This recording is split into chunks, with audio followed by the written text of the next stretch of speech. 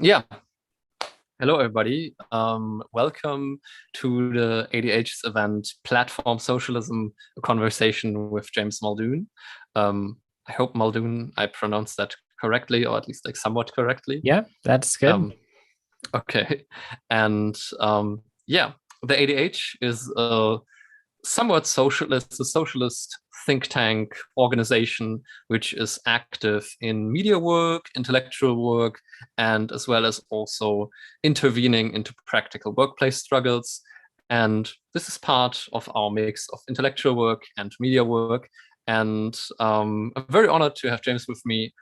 And James, you said, do you want to introduce yourself or should I do that?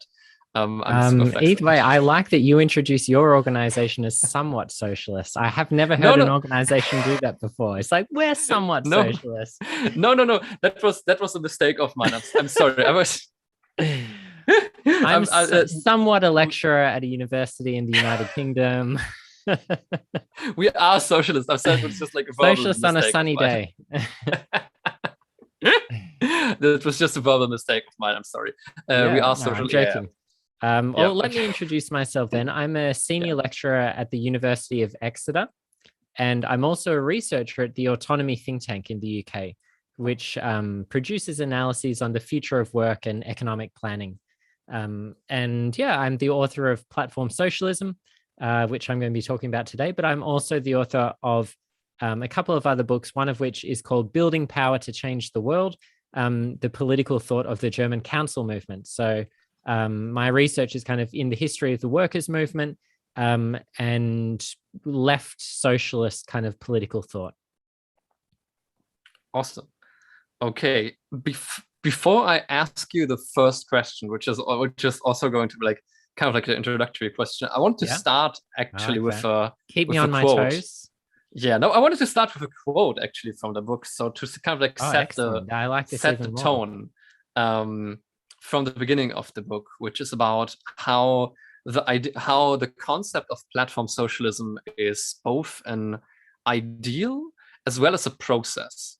So, quote, um, on the one hand, it functions as a Kantian regulative idea, a goal we strive towards that helps us determine how to engage with immediate challenges. It is an ideal that we may never fully realize, but it stands as a systemic alternative to the status quo. This allows it to be ambitious in its scope, but modest and flexible in how it is applied to empirical reality. On the other hand, platform socialism is about reclaiming a long-term counter-hegemonic project for challenging capitalist control over technology. It must be based on political struggles against the concentrated power of capital and efforts to overcome its control over our lives. This movement is not a quest for an ideal or harmonious society, but is driven by antagonistic practices and a resistance to commodification and exploitation. It gestures beyond piecemeal reforms and the bland crisis management and troubleshooting that characterizes much of our present response to big tech. As a process, platform socialism connects the struggles of different policy spheres and addresses these at the level of concrete institutions and practices. It opens up a space of reflection on our vision of the future in order to encourage, deliberate, and debate.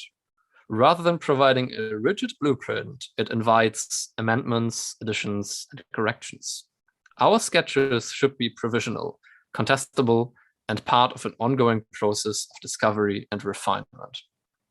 I think that kind of really well sets the tone of, okay, what is this idea of platform socialism on like kind of like a meta level? What is it supposed to do?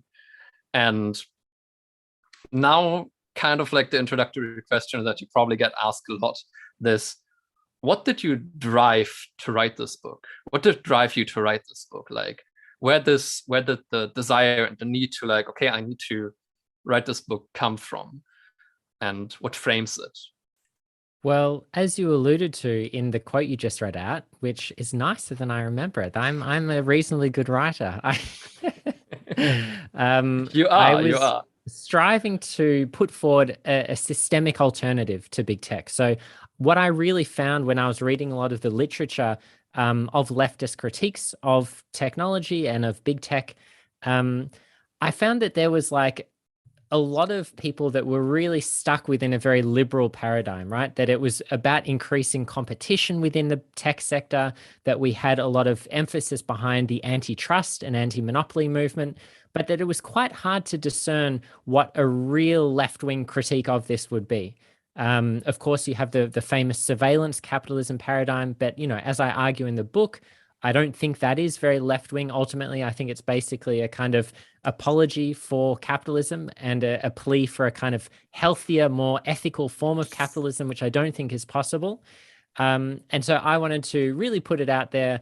What would an alternative be? And how do we open our imagination up to alternative ways of organizing the digital economy, right? So this is both an exercise of kind of political economy and the critique of political economy, but I wanted to reclaim something from the utopian socialist tradition, right? That is, in my opinion, a little bit too quickly criticized by Marx and Engels, because I think there's something to be said about the need to put forward positive alternatives for what you imagine the world to be like and what you think might be possible. It's not enough just to always refuse and to say no and to contest the most recent round of tech developments without having a clear vision for what would replace it, right? You have I have another quote standing here which kind of fits nicely, and I think this was perfect with this. It is strategically unsound to always be on the defensive, waiting to protest the latest round of capitalist tech innovation. We need to challenge the seeming inevitability of technological process by putting forward our own vision of how tech should be designed and implemented. And this strategic role of alternative proposals, and kind of not only in this they're in small socialist bubbles, but actually getting them out there into a somewhat mainstream discourse. The Shana Zuboff's surveillance capitalism idea is quite big. And I think even just for strategic reasons, this is super, super important. Yeah, I think it relates quite well to the first question, the first my own question that I'm going to ask you, kind of this. What do you think? And you kind of tapped into that already. But what do you think that does your book offer in regards to research as well as to political discourse, and political discourse as well, more mainstream, as well as more intra-left discourse? And where do you think are the limits of your book, especially also in both of these aspects? And I think the limits, it's very important to discuss that honestly, because we should not overestimate the state of the research we could be able to build alternatives on, I think, especially if these alternatives are very resource intensive and involve a lot of path dependency, that one thinks, oh, we have this very well worked out idea, let's just go do it, and then half across the way you realize, okay, hey, oh, we would have needed a little bit more in-depth research about this. And so where do you think, okay, you would want to see additional research built upon your book, but that your book led to? Okay, well, there's a few questions there, so I'll take those and I'll try and answer them one by one. I think I remember basically what you said. Okay. So I've already alluded to what I think one of the main contributions of the book is. It's an attempt to unite left criticism of big tech around a concrete program, around a clear kind of critique of big tech that is kind of socialist in nature, and that gravitates towards a set of concrete proposals for what could replace it. And so part of the book, I mean, it's a trade book, right? So I do write academic articles. I also write more popular articles. The idea for this was that anyone could pick it up and read it and understand it. And if you're interested in technology, you could see what a kind of left-wing alternative might look like. That was the idea, right? So it's not just your typical verso book where you have 5 chapters on everything that's wrong with the world, and then you have 1 chapter at the end where you put forward some half-baked proposals for what might be better. Like, most of the book, I think, is really directed towards what this alternative could look like, what principles it would run on, at a meso level, at an organizational level, what would the kind of democratic structures look like, and even thinking about some of the big picture questions of what would democratic planning look like? How do platforms assist us in doing this? So there's a contribution, I hope, to a kind of popular discourse about big tech. And it also attempts to show how this approach is superior to some of the other ones that are currently more prominent in mainstream discourse. A kind of tech humanism that you would have seen from like the Netflix show, The Social Dilemma, where there's like this idea that, tech is controlling us, we're automatons, we're rats in a cage, we're getting these little push notifications, and we're not fully human or autonomous anymore. And I think it's also superior to this antitrust critique, whose main goal is to restore competition in the tech sector. And I think that's maybe one important goal, but I don't think if you're on the left, your goal is about restoring perfect markets. Obviously, a kind of a better functioning market economy is better than like a monopolistic one, but it shouldn't be the final goal for leftist critics of tech. So there's that contribution to popular discourse. I think you mentioned like a kind of scholarly or like an insider lefty debate of which they're taking place. I think in that realm, I'm really I'm a kind of like a historian of political thought more than anything else, and my background is in the workers' movement, particularly a lot of the German political thought of the late 19th and early 20th century. More recently, I've looked more into kind of British socialist thought. And one of the main contributions is trying to revive this tradition of libertarian socialism. You might even call it pluralist socialism. A collection of thinkers from people like Luxemburg to, in this book, I'm more interested in a person called G.D.H. Cole and guild socialism. I also talk about Otto Neurath, who is a kind of socialist thinker who's interested in democratic planning. And so I'm really bringing this distinctive approach to the socialization question, which looks at how we can have a diverse ecosystem of different types of social ownership, which attempts to overcome this problem that we often have when we think about socializing the economy, which often sees it in very diametrical terms of top-down nationalization and bottom-up workers' control.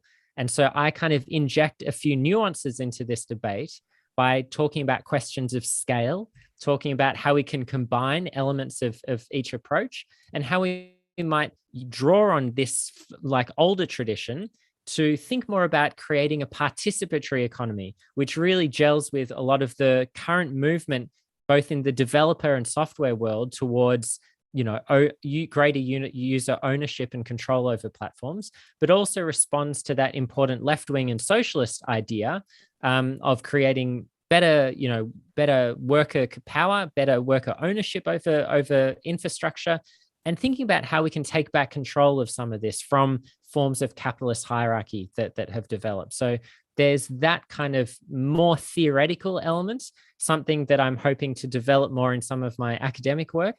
But that's trying to have an intervention into how we might rethink socialism in the age of the digital economy.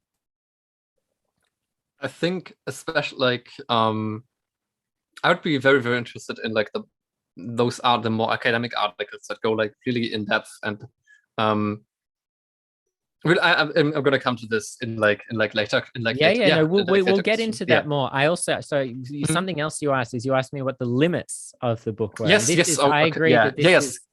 So that's very important. Yeah, that's 2 contributions that I think are important about the book. I just remembered one other contribution that I was going to talk about was I specifically addressed the international dimension of the digital economy. And I think that's something that's often neglected in these kinds of debates, often because the debates take place within America, and it's a very American-centric debate for the most part. And I think there is a kind of separate debate going on in the EU, about EU regulation and the Digital Markets Act and that kind of stuff.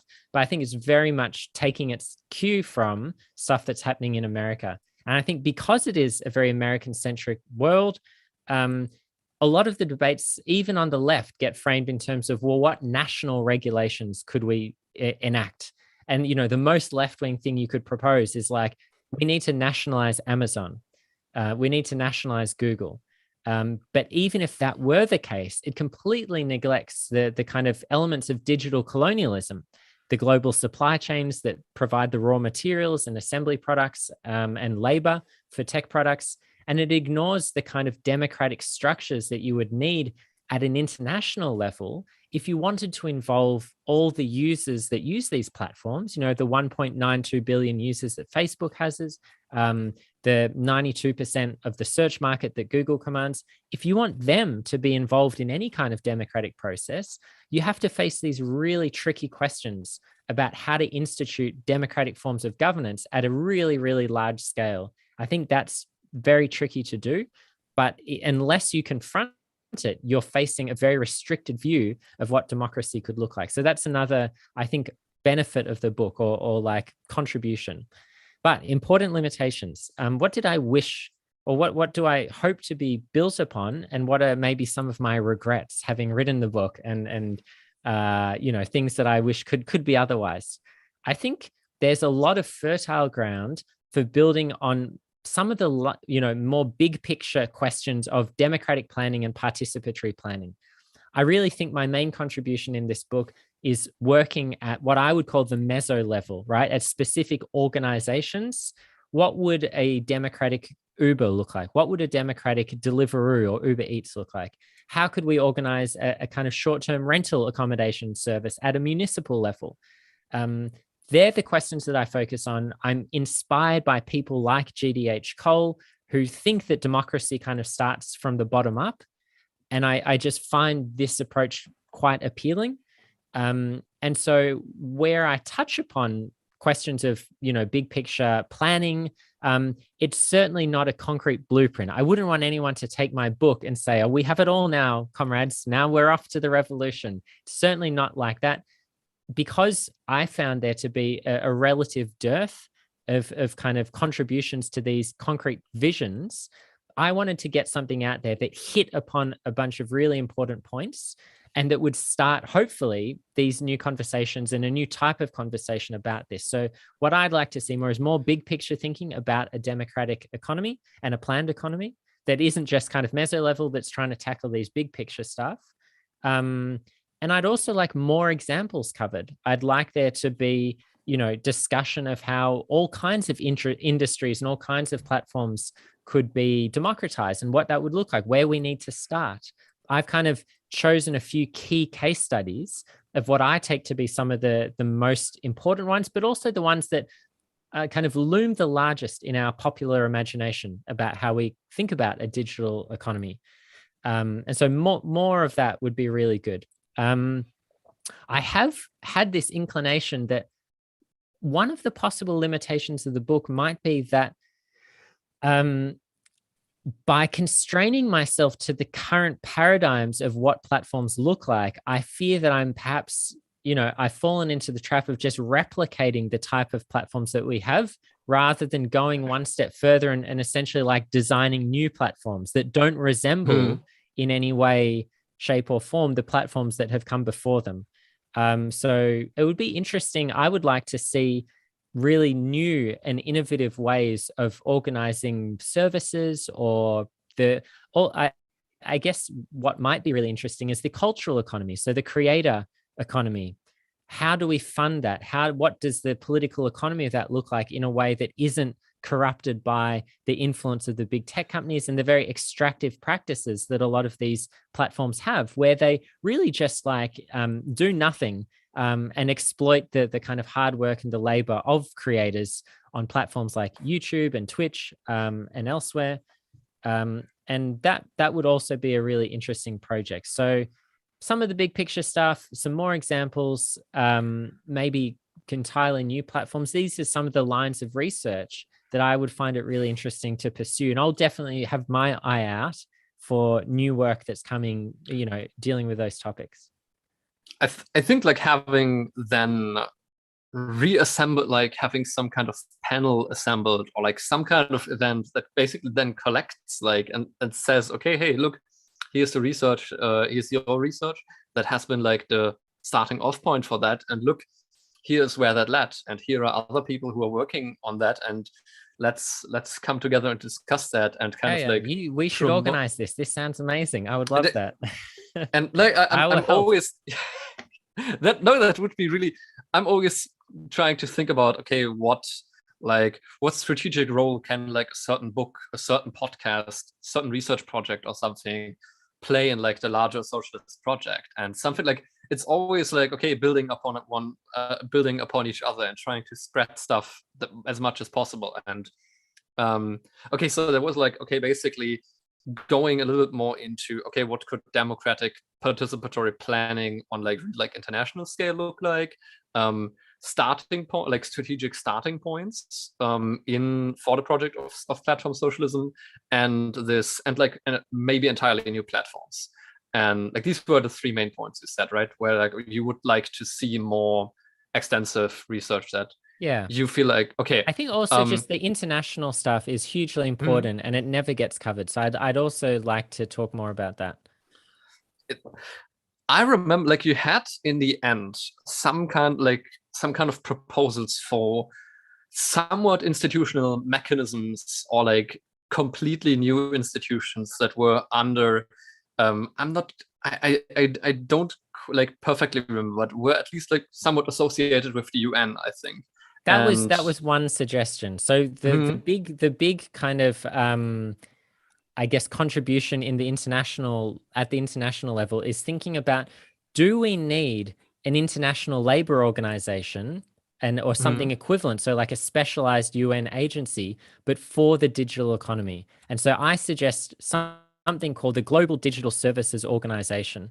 And I think the role that something like this could fulfill is twofold. Firstly, it can provide a democratic mechanism where people from member states can elect representatives to it. And I also talk about the possibility of like someone from civil society going, that there could be mechanisms to have a slightly more participatory version of this, a more democratic version.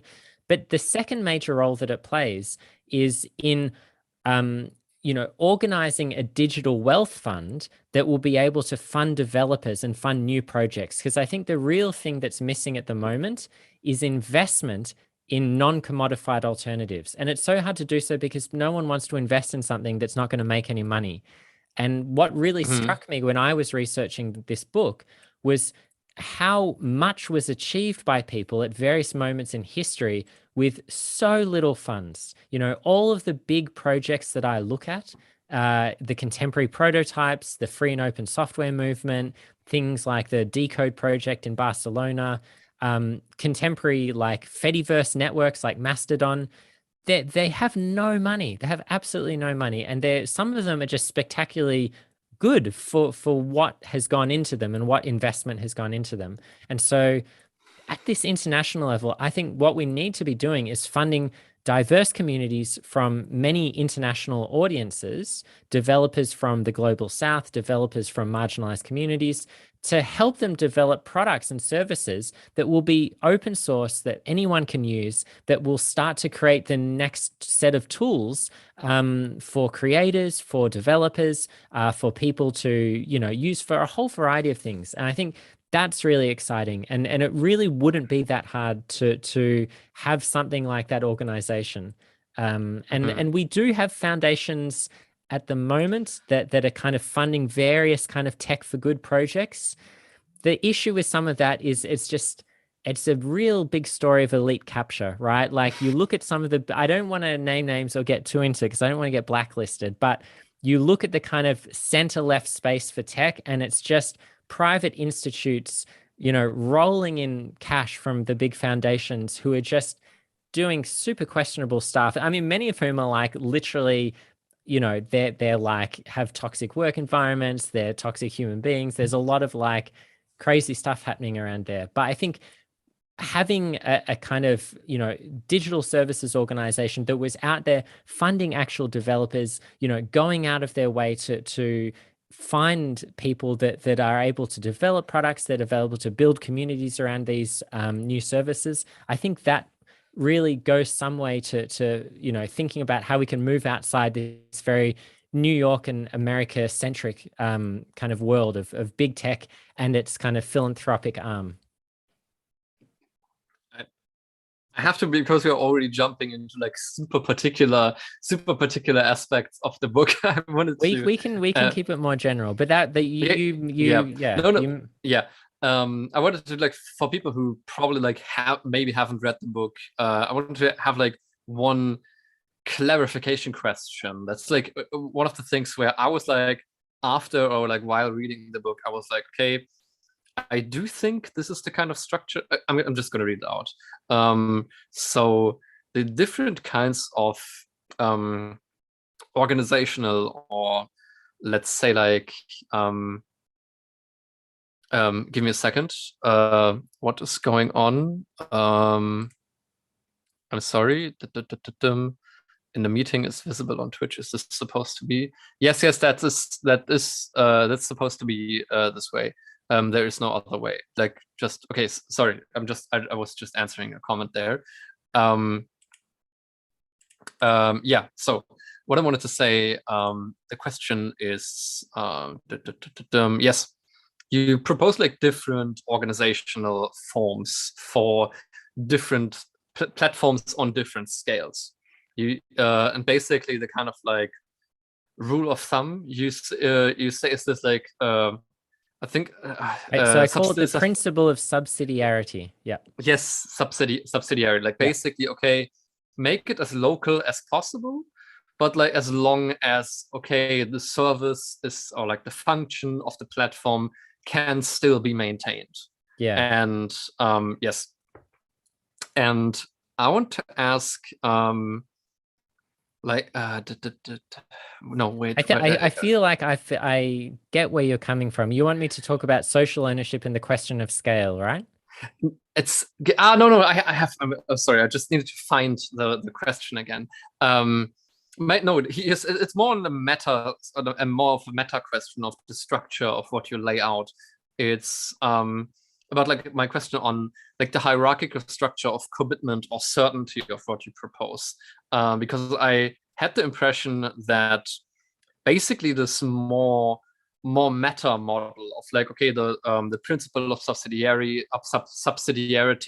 of like, okay, hey, having different organizational forms on different scales, and with this basically mainly inspired by GDH Cole, that this kind of like formal model is like the most important point you want to make, and not like then you give some examples for, okay, hey, look, there are already projects out there which try to do that, or this is how it could look like.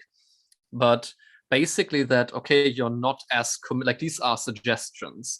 You're not super committed to like saying, okay, this level has to have this specific organizational form, and this level has to have this organizational form. It's rather like the overall, the formal structure of, okay, there have to be different organizational.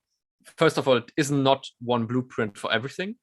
Yeah. And yeah, is that how I like? Yeah, just other stuff is more like suggestions. Yeah. And well, I don't know. So for those who haven't read the book, let me just give a brief sketch of the model, because I feel like there's a lot of words being thrown around, and if you haven't read the book, maybe it might be difficult to follow.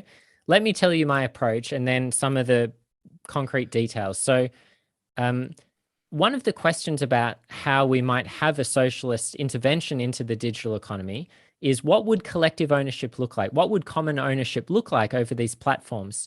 And some of the traditional responses, I think, to this question are quite problematic when we attempt to implement them in the digital economy today. So if you talk about nationalizing companies, I've already alluded to some of the limitations of that. It's an international order. You can't really have American government doing that in a way that's democratic. If you have workers' control or typical forms of syndicalism, you get into the problem that Google gets turned over to its 80 or 100,000 employees. And this essentially disempowers everyone else who is using the service, both within the country and also non-workers, people who volunteer, people who engage in care work, people outside of the country, ordinary users of the service. So we need to think about specific mechanisms through which we can have new forms of democratic control and accountability over platforms. And what I propose, really drawing quite heavily from Cole and his form of guild socialism, is more of a scaled approach where different levels can have different kinds of ownership. Different forms of communities can govern platforms depending on the platform, the function the platform performs. And so we can go from the local to the global level and look at kind of different layers of governance. And this idea of having what ends up looking much more like a federal integrated level of different forms of democratic ownership is one of the main contributions of Cole and some of these other people in the socialization debates. And the way I bring it into the digital economy is by looking at a series of concrete examples and trying to figure out where it would be the most appropriate level or scale on which to govern these platforms. And so the principle of subsidiarity is that we should do it as local as possible. We should basically, this is one of Cole's essential points, that to create a more participatory society, we need things, and democracy works best in smaller communities. And so when you look at anything that's geographically based, any service that's delivered at a very, local level, things like courier services, domestic household services, handiwork, anything that like food delivery, these things could be run by workers' cooperatives, by, worker-controlled small organizations that distribute profits evenly between the members and that are democratically controlled by workers. Now, this doesn't work for all examples, right? I've already said it doesn't work for Google. You can't have Google as a workers' cooperative because it affects billions of people around the world, not just the engineers and the developers that work on the platform. And so one of the innovations of the book is to look at almost like a pyramid where you go up and you think about what is the most appropriate level for this particular platform to be governed. In the book, I give the example of municipally owned and governed services, such as, for example, a ride-hail platform. There are examples of workers' cooperatives that run ride-hails, or a couple in the world. But this seems like the kind of thing that it might be better for a city to run. It can be integrated into its existing public transport alternatives.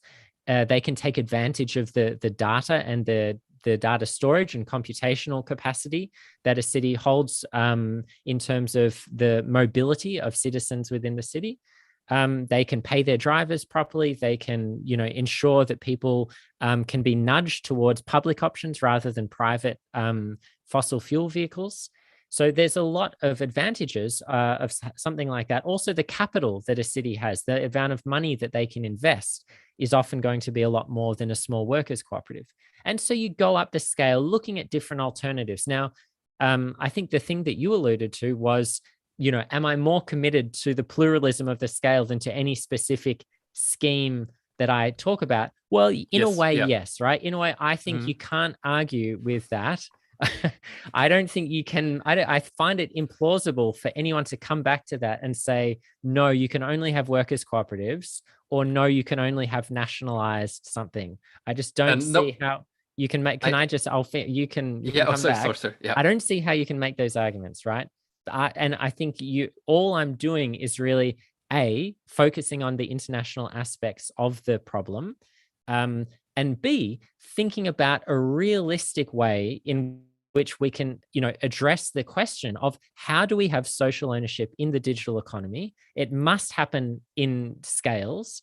And I think it also needs a degree of pluralism. And so Cole and the other figure I draw on a lot in this book, Otto Neurath, both call themselves pluralists for various reasons. And I think this also allows you to think about how you can have a degree of flexibility with how this gets implemented, that it doesn't all have to follow a very rigid model. It doesn't all have to fit in a plan. There can be pockets of resistance. There can be pockets of slightly alternative ways of doing things, pockets even of a certain degree of private enterprise. I think controversial for a socialist to say that, but I think you can essentially, it's not a black or white question. No existing society is ever a pure ideal type of anything, right? Every capitalist economy has pockets of social ownership and social production, and vice versa.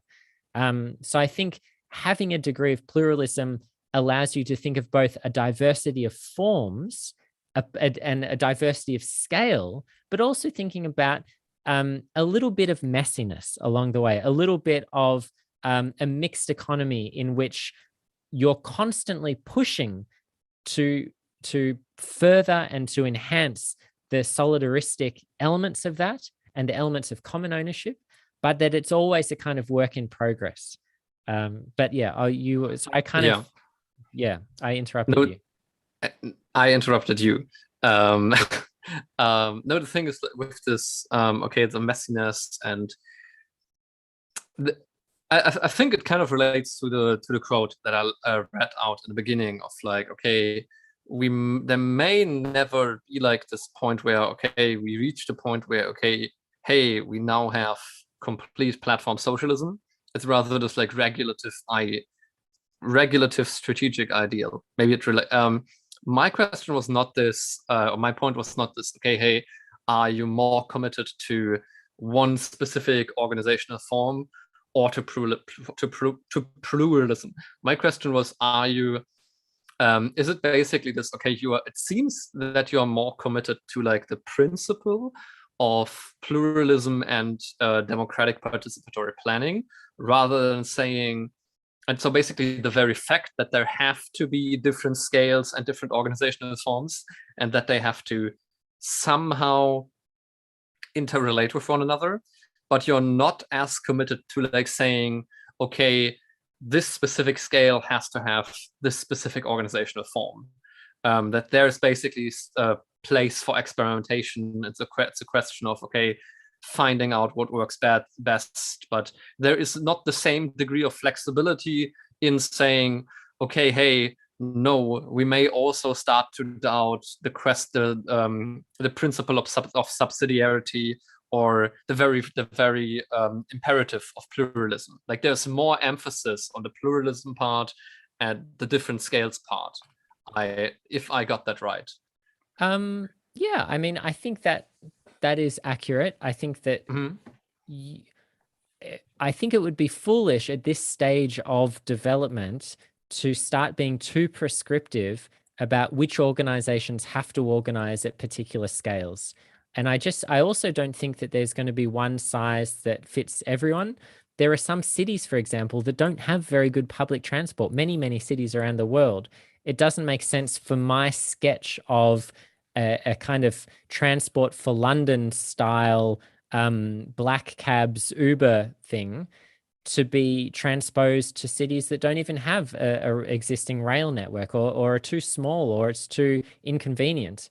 And obviously that, you know, that's going to be the case with a lot of these ideas, that you can't just come along and say, I've got an a priori schema for how all platforms will be organized. It just doesn't make sense. And you know, different countries also have different traditions of the political culture that's developed there. Some of them have, you know, very strong like anarchist background that goes back 100 years. Others have very kind of social democratic practices, and that's more influential. And so it is both something that gets applied differently in different contexts. It has to do with political culture, but also it would be silly, I think, to be overly prescriptive about that.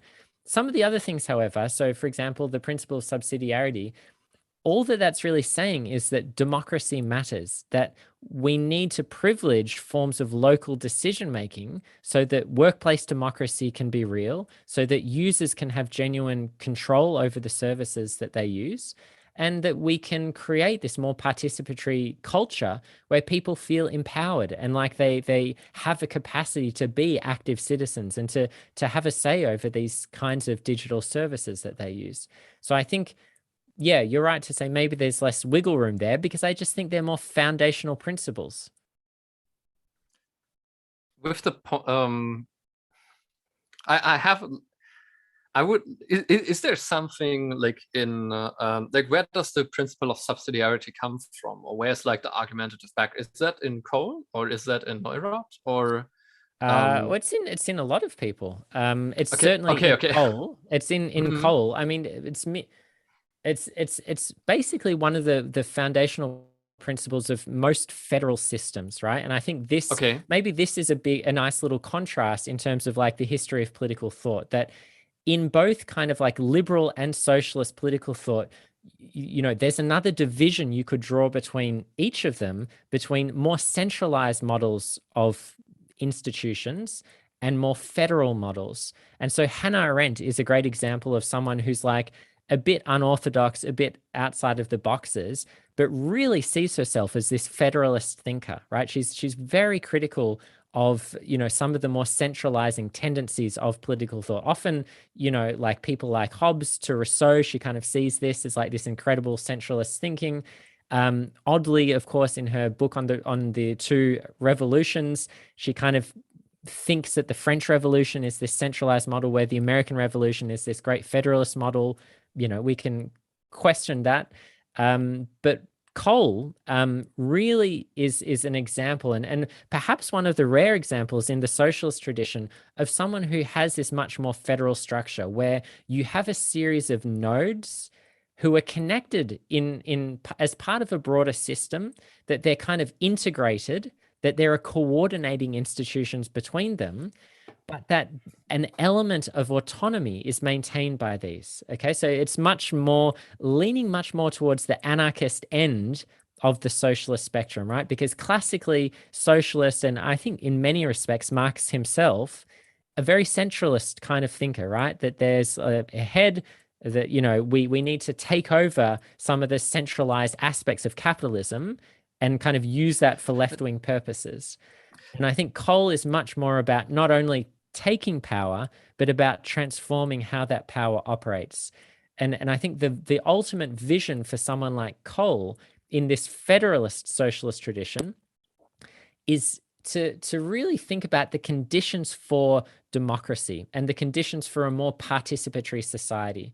And there's a reason that someone like Carol Pateman, you know, the author of a book on participatory democracy, you know, draws on Cole, because she sees that this participatory tradition is not only in thinkers like Rousseau and Mill, that actually it gets continued on in a very left-wing tradition, in this tradition that's very critical of the state, you know, unlike Rousseau, that Cole is actually wants to de-emphasize the role of the state and bring up a series of intermediary institutions and associations that then take on a much more productive role in how we organize the economy.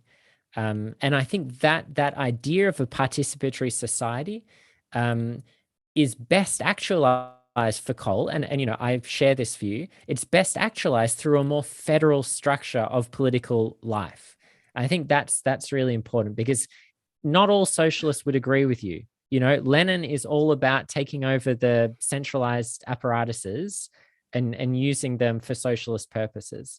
And I think you need to look further afield within the socialist tradition to see a more diverse range of thinkers and different ways in which that gets conceptualized. this is more of an of an improvised thought that I have right now, but the question of like, okay, like what the fundamental argument would be that would ground the subsidiarity principle, that like it is okay, hey, democracy is best realized at the most local level possible, but there's also like this realization of, okay, hey, some things cannot be organized in a local way. And the question, okay, but why is it local? Like, what is like the fundamental argument for that? And maybe I'm not super sure, but maybe one could reformulate this as dependent upon communication and information flows. Like, how does communication and information flow? And that, like, okay, yeah, because of the constraints, because we didn't have the technology, like, okay, yeah, there's of course more communication in specific areas going on the local level. And that's so, okay, there has to be like, that's where the most democratic governance is possible. But that may be okay in a society that's like technologically and like historically fundamentally altered than 100 years ago and even more. This might look complete, like the information and communication flows look completely different. And I don't really know where I'm like, it's just, I just thought that this is an interesting thought, that it isn't like this, okay, this postulated like conditia humana, okay, yeah, the local is just the best, but like, okay, but why is the local the best? Yeah, so like, and it's not historicizing this that. isn't the localist trap. I very much, if No, no. anyone ever brings this up in conversations with me, I'm very much Mhm. not. I'm not a localist, and I don't think that. No, and so let me explain. Okay. The principle of subsidiarity is important because it's a mechanism to help actualize human autonomy. So when we talk about what's the point of organizing these political and economic institutions in this way, it's really about thinking how individuals can stay autonomous, how they can live in societies and live under laws and under institutions that they themselves control.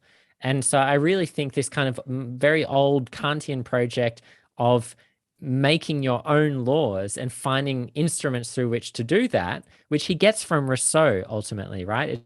And so GDH Cole is very influenced by Rousseau, and it's kind of like in some respects a very neo-Rousseauian project about human autonomy and about how to make your own laws. And the idea behind the emphasis on local decision making is that democracy works best at the level of the neighborhood and the city, that it's when you can have these conversations with people, when you can have actual forms of deliberation, when you can have dialogue, discussion, you can kind of balance people's interests.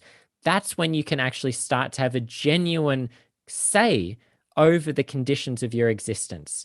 And so the danger of higher levels of organization is that power becomes non-accountable, that power is able to escape the kinds of forms of responsibility and accountability that are possible at a more local level. Now, this isn't to say that everything can get fixed at a local level. It's not to say that local is beautiful and small is beautiful and we need to cherish it wherever it exists.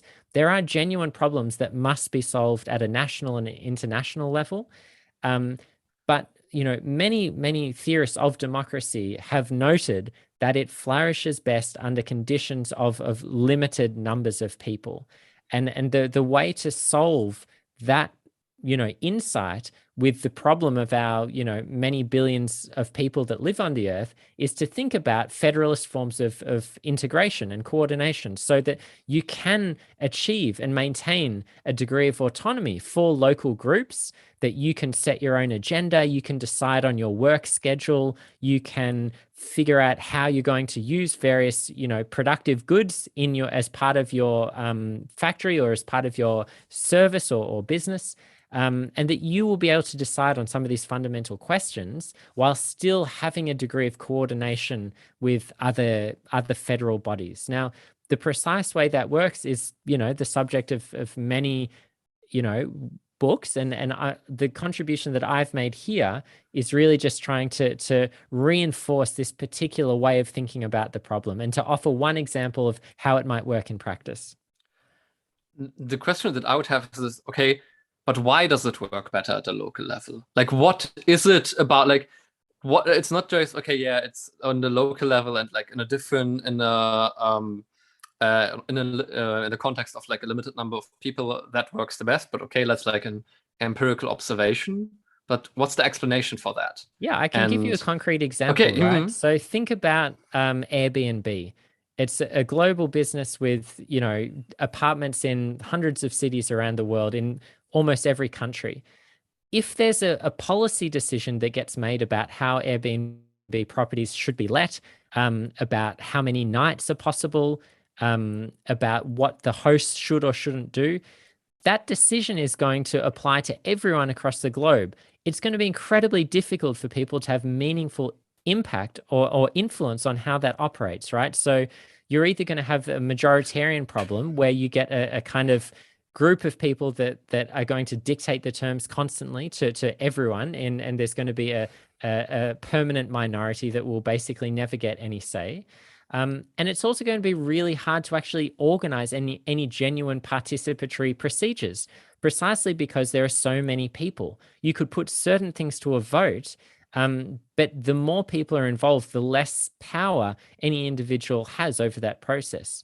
Now, if we think of it more on a federalist level, where we start to devolve power and devolve decision-making, let's say at first to the level of the city, right? And so if you look at a cooperative alternative to Airbnb, an organization called FairBnB, the insight there is that you can actually have local nodes, so people at the level of the city that are able to organize more effectively with local community projects so that they can kind of organize funding arrangements, they can support local projects. And it also allows the hosts in each city to have much more say over the specific conditions under which people will rent houses in their city.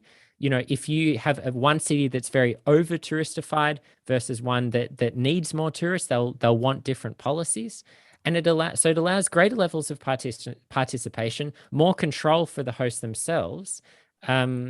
And I think this better actualizes some of the ideals of democracy that are all about people creating their own laws and their own institutions, and having a kind of conscious control over how that operates. I think that's much more possible when you have the more federal model.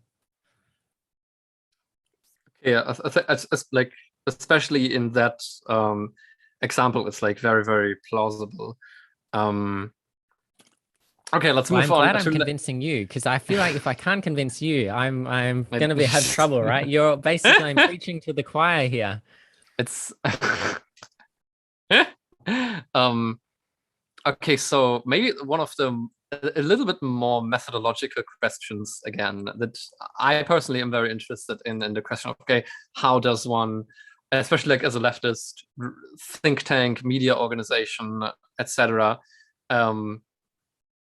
how does one organize research and coordinate it with like a larger political project that so you said, okay, it's a book directed to a more popular audience that in principle everybody is supposed to be able to pick it up, and but it's still based upon like, okay, it's not just, okay, yeah, just some self-help book or whatever. It's actually like still based on serious research.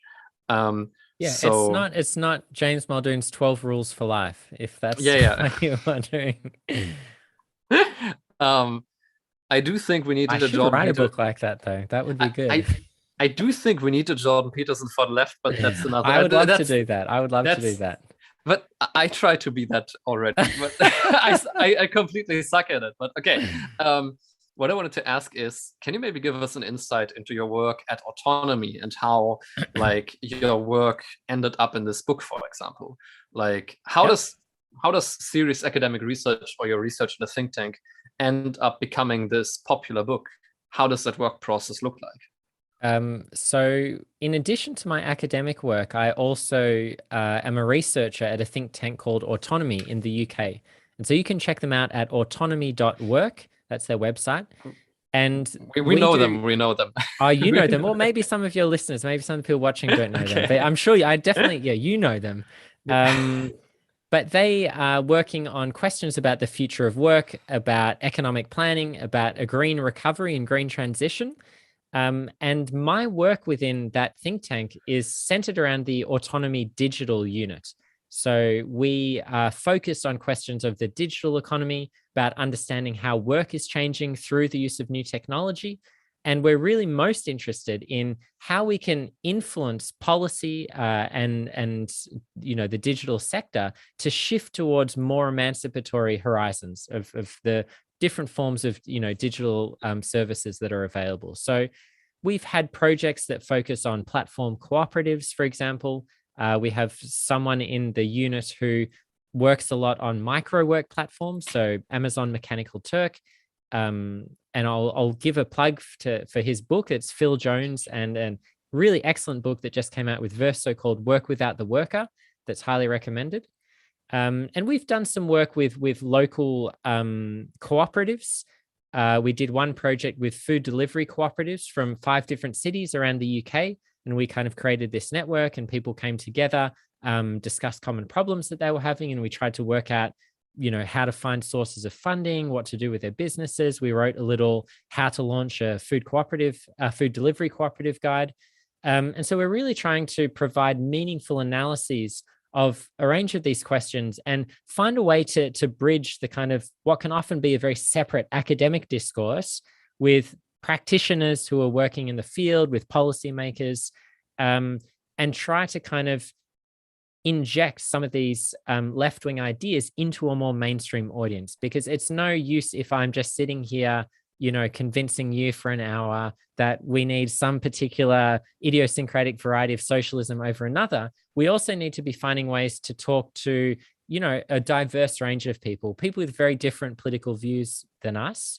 And the idea of the think tank is to get some of these left-wing proposals into mainstream media, into the broadsheets, get people talking about them, trying to influence social movements and political parties, and translate ideas between different audiences. And so at Autonomy Digital, that's what we're trying to do with a range of these digital questions. And I guess platform socialism is one arm of that. It's one part of the conversation, talking to a very particular, more kind of activist lefty audience.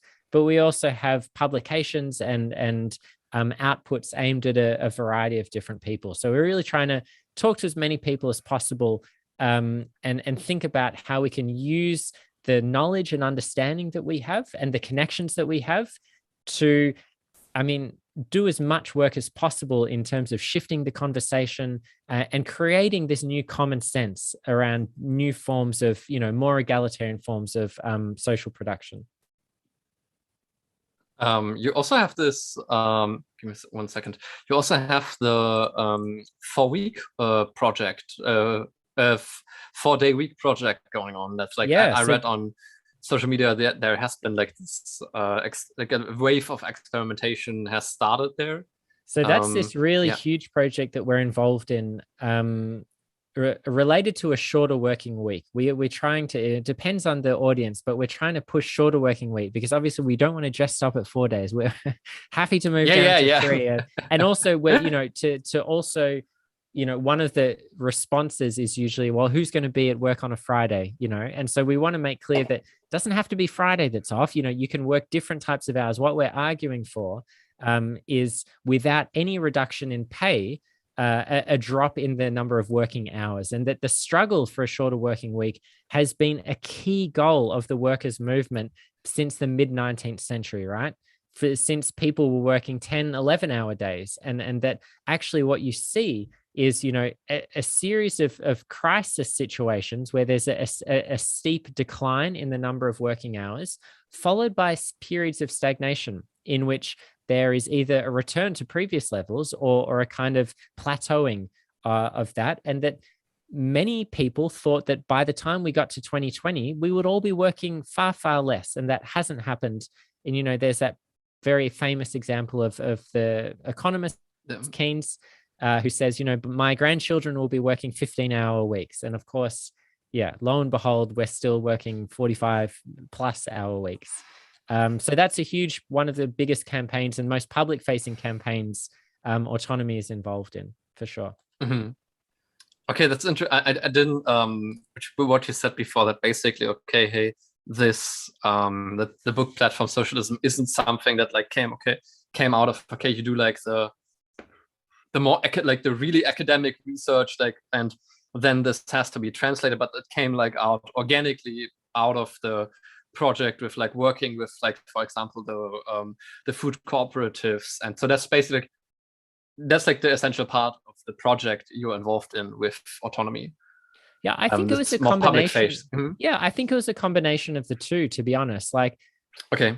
And I think it's really trying to unite those two audiences, right? So on the one hand, there's this very historical part of the book, and it's basically like Socialism 2.0. It's very much involved in debates that happened 100 years ago, and that are really about sparking conversations about how they can be applied today. And so there's a deeply kind of like, I don't dumb things down in the book, you know, I try and write it for everyone to read, but I don't hold back on the theory, right? If there's a famous theorist, I'll talk about them. I'll talk about the theory. I'll talk about old debates in the workers' movement. I'll try and do so in an accessible way, but that element is definitely there.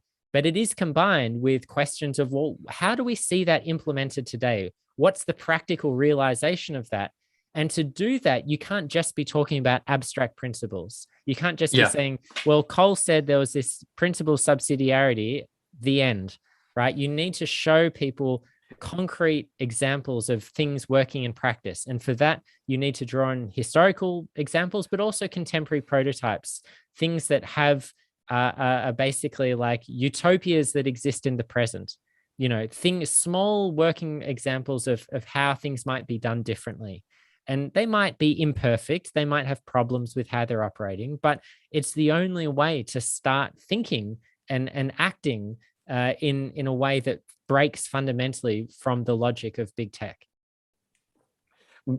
We have, I think there's like, this is now a good point to come to this like one major question, which I've tried to formulate 1,000 times, which I've sent you, because I really wanted to get into that, which also relates to this, okay, trying to locate where, it relates to like the question of strategic starting points for the project of platform socialism. This, I'm just going to try to read it out or try to formulate it, that let's just take, okay, platform socialism. I know you said, okay, it's always going to be like a messiness, but it also relates to the messiness. Like, what kind of economic form does it actually describe? Like, even if investment decisions are made democratically and not exclusively by shareholders anymore, and even if investment in platforms is made according to the social good, are they sustainable? Like, you could say, okay, yeah, just let's do democratic decision making over investment, but because of market pressures, you can do that like for a few months, and then your company dies down because it isn't competitive anymore. So how do you overcome the profit incentive of the market pressures? So how do you basically like shift the tide of power where you can flee, either like flee, not flee, like there are probably different ways you can do that. It's like, okay, you have some local enclaves that are like protected, for example, by the state, let's say by the state from the profit incentive, and can do this like democratic investment making and according to the social good. But then it's okay, if they just stay small local enclaves, they are ultimately not really significant. They are not shifting any tides really. And so how do you get from like small local enclaves to like larger dynamics? Like, yeah, I can see where you're coming from. Let me intervene. Just to okay, yeah. I see exactly where you're coming from. I've been asked this question before, and I'll start by saying that, you know, it's not something that I spell out completely in the book, right? So I'm going to have to go, you know, on my own tangent a little bit. Okay. The question is, how do you go from a capitalist economy to a fully socialist one? Basically, and perhaps the further question is, when you start talking about various forms of compromise, of messiness, of different levels, are you not potentially allowing some kind of form of market socialism back into the picture that will ultimately devolve back into capitalism, or poses as a kind of contradictory regime in which ultimately a kind of profit motive will dominate, and it will make it hard for other types of economic activity to flourish. And I think this is an important concern. I guess on this point, I'm inspired by the kind of transitional strategy that someone like Eric Olin Wright has talks about in his envisioning real utopias work, and that's to say that I don't think creating these small enclaves, as you describe, is necessarily going to be a futile project. I think the idea behind creating these alternative economic models is that you're gradually building your power, you're growing alternatives. And I can understand the skepticism about starting small and trying to grow larger. But I honestly think, what is the alternative here? Because the alternative is not you click your fingers and socialism is upon you. The alternative is some kind of, very messy, potentially violent, potentially brutal transition in which everything changes overnight. And I fail to see how that is necessarily going to be more desirable than a kind of vision in which there's a development of forces, a building of power. And I think that the real question is, how do we build institutional power, right? How do we develop centers and modes of life and neighborhoods and centers and cultural institutions that put forward a different model of economic activity, that start to build these forms of social production which rely on non-commodified forms of ownership, that rely on common ownership, social ownership. Now there is a big question mark over all of this, right? And I agree, and I too am skeptical of this idea that you would just go from very small things to somehow that would just expand and then you're done and you've won, right? I think what I talk about, I have a whole section on socializing capital funds. I think at some point you do have to bite the bullet and say, we need democratic control over investment. So I think there does have to be a pretty big shift at the level of, the billions of dollars that are invested through institutional investment funds, through these hedge management funds. And in the book, I say, look, the ultimate goal for this, the Kantian regulative ideal, the horizon, is to have a system of democratic planning where the way in which this money gets invested is made through democratic means, and that big picture decisions about the investment of billions of pounds or dollars is kind of decided at a societal level, that we have democracy in the economy, in addition to it imperfectly operating in our political sphere. And so the starting point of that has to be about growing these alternative prototypes. It has to be about growing smaller enclaves so that we have working examples of what this looks like in practice. And it also doesn't have to involve a kind of flick of a switch at the level of the kind of big picture system-wide stuff as well. You can have very progressive taxation. You can have stricter and stricter controls on what capital can do, about the democratic element over financial services. This kind of stuff, there are models that exist even today that were being proposed, in the past couple of years that go towards this. Things like the Meidner plan that got reproposed by the under Corbyn in British Labour. This idea that you would have gradual transfer of capital ownership over companies to either investment funds controlled by workers or controlled by the government. So there are pathways into this. And I don't think that, so the system, the regulative ideal that I describe in the book is not one in which the profit motive dominates.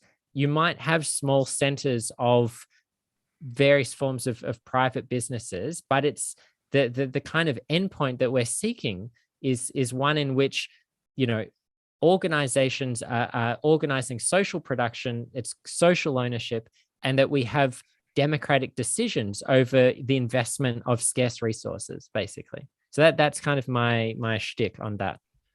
Mm-hmm. I didn't want to make the point about, I didn't want to make the point of, okay, how starting at the local and building these small enclaves is is necessarily futile or is necessarily bad or whatever.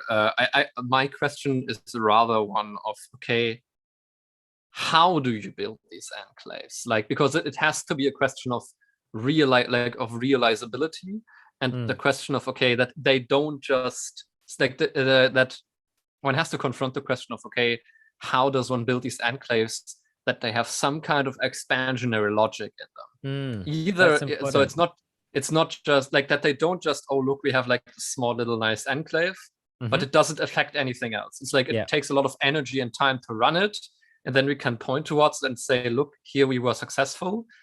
But it doesn't have any other impact on anything else. And that was like my point. How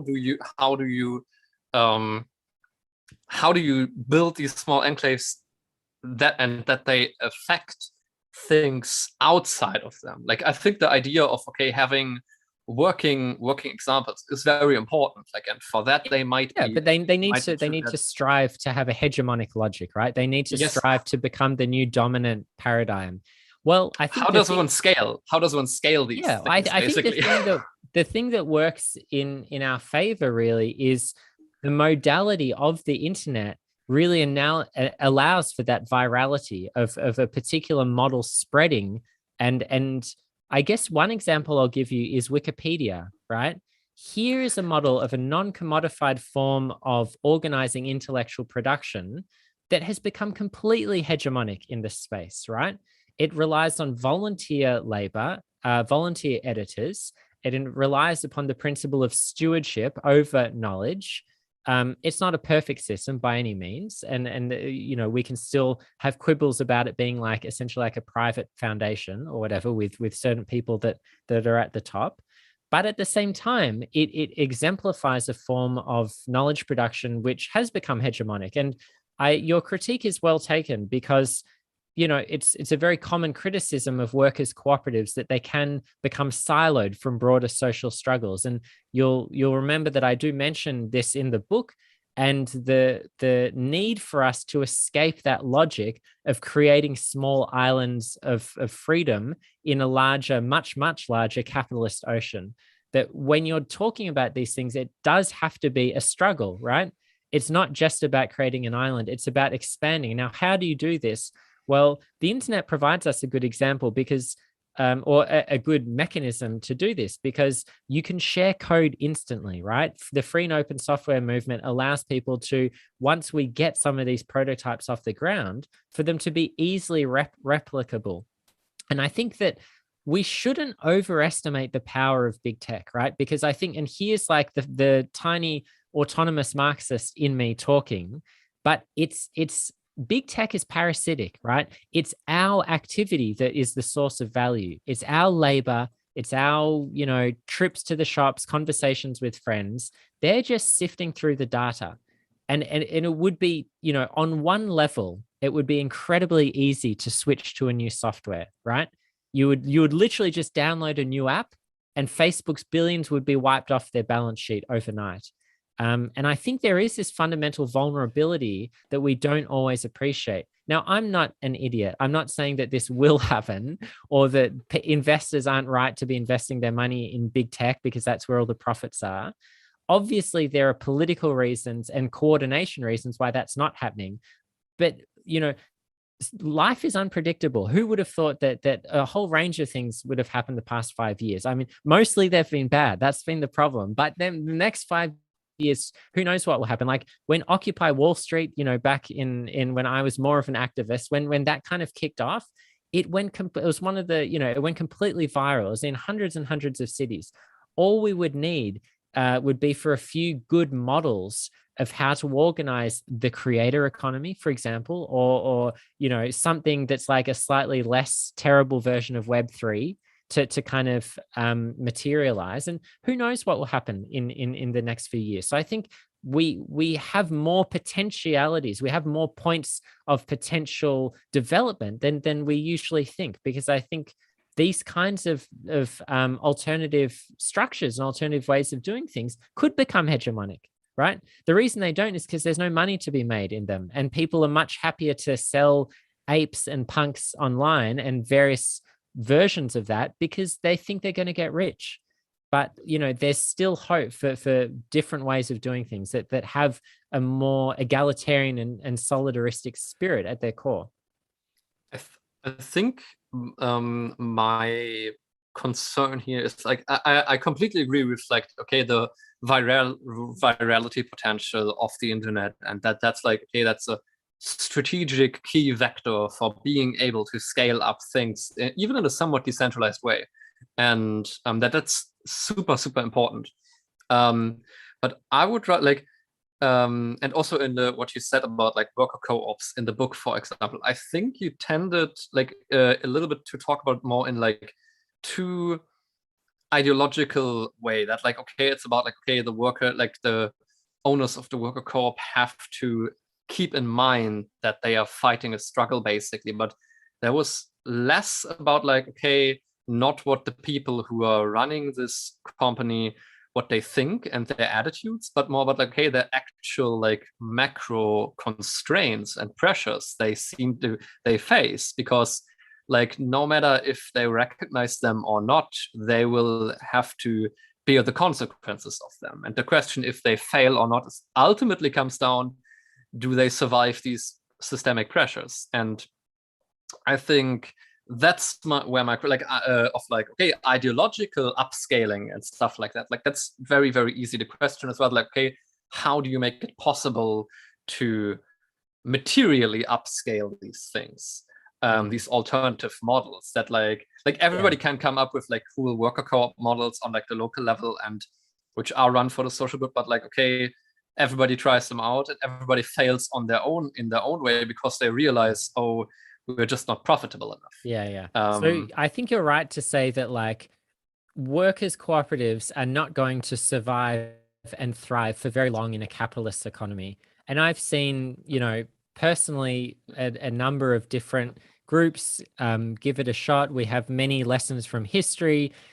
The limitations of the cooperative model insofar as they can operate in a broader capitalist economy, I think, are well known. And so you're right to suggest that there are fundamental market constraints there, both in terms of where investment into the business can come from and in terms of how they can compete against their capitalist rivals. When you're talking about how we take it to the next level, take things to second base and third base, as part of this socialist romance, you really have to start talking about state mechanisms, right? I think the only way you're going to get serious change is to start electing workers' parties into power, both at the municipal and national levels, and start essentially doing what a lot of the things that Corbyn and the kind of British Labour Party during his era were proposing. Things like, rejigging the taxation system, cutting down on all of the subsidies that are given to the fossil fuel industry, all of the corporate tax that goes off to the Bahamas and various tropical islands, and starting to develop institutional power of unions, of left-wing political parties, because it's only when you start confronting capital at that really important level of the most important decisions and the most important forms of political power in society that I think you'll see that change.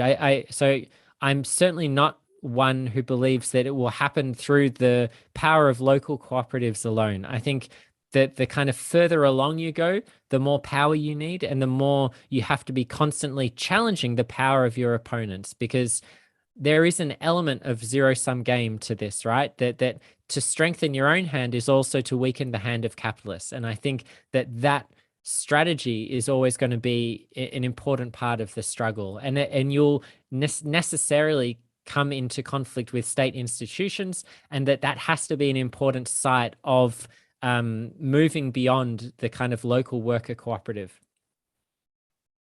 I think that's maybe something I tried to get at when I was asking about like the more, okay, how do we move beyond local enclaves? Like, is there like some strategic key point, which is basically like a condition for, okay, you can't like, you can have like small scale change, but like, as long as you haven't captured this key point, the strategic key point, you will not get like beyond this certain scale. And that like, okay, hey, like actually building some kind of institutional power and having something like industrial policy under our control is like the precondition for being actually able to like go beyond like small scale change in that regard.